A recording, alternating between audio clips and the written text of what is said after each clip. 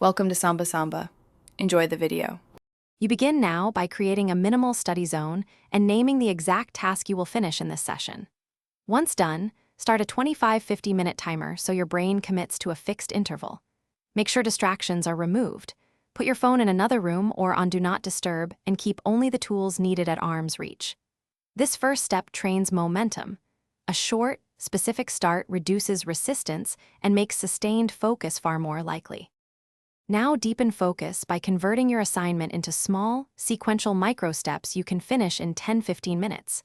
Once each micro-step is done, mark it visibly so you feed progress back to your brain. Make sure to control sensory input. Choose low-lyric ambient sound or a playlist at moderate volume to mask interruptions without drawing attention.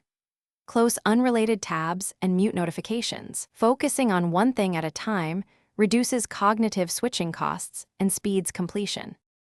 Finish each session by reviewing what you completed and jotting a clear starting point for the next block so you waste no time later. Once finished, give yourself a brief reward. Stand, stretch, or check your phone for 10 minutes to reinforce the habit. If you find yourself distracted, don't escalate.